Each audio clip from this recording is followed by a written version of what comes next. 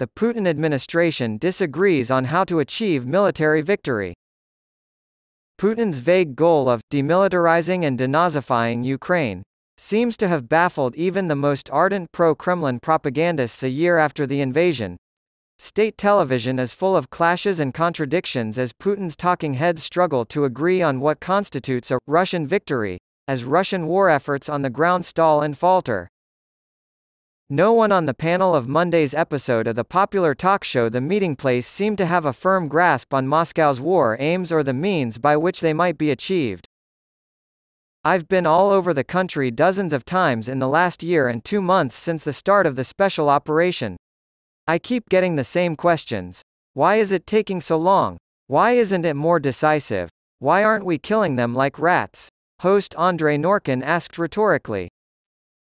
It didn't take long for Norkin's remark to backfire on him. TV stars in the Kremlin burst into flames as Russians concede war is pointless.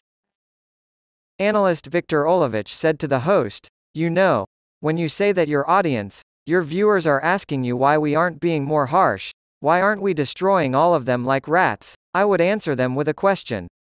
Are you prepared to see every one of your children killed, crushed in the trenches? Is that where you want them to end up?"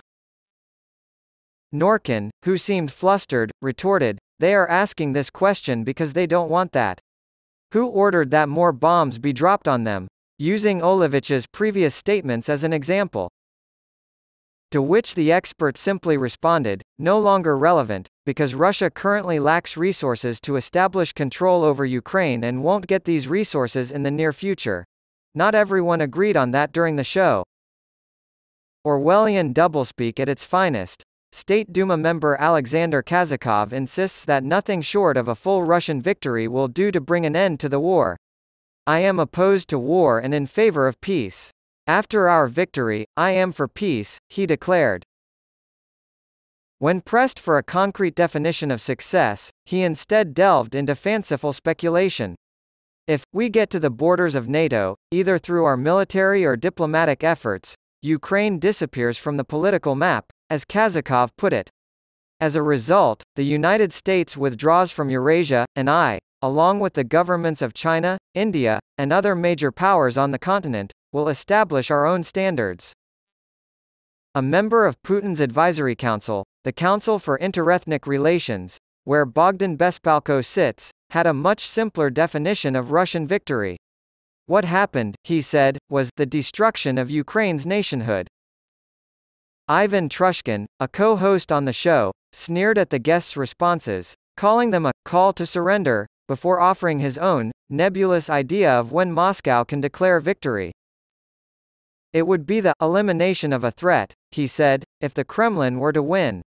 Whether that means physically crossing a line or signing a document, we must remove the sense that our nation is in imminent danger. This would be the winning condition."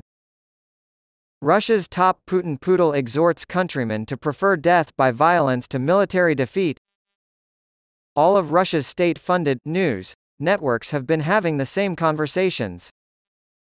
Andrei Gurulyav, a member of Russia's State Duma, recently criticized nuclear weapons expert Dmitry Abzalev for saying that he didn't want to die in a nuclear war and instead wanted Russia's operation to end as soon as possible. On Monday's show, a panelist offered a particularly bleak prediction about Putin's endgame, marking a rare moment of brutal honesty on Russian state television. "What does success look like? Seeing kindergartens and schools for young children in Bakhmut, a city that once housed 70,000 people, is proof of this. Simply put, it disappeared from history. Everyone who could get out of there did get out of there," exasperated former State Duma deputy Boris Nadezhdin said. "I don't know who needs victory if it means conquering ruins without the people. There's a man shortage in some Russian cities," he said. "Ukrainians and Russians alike agree that the sooner this horror is over, the better." Check out the Daily Beast for more info.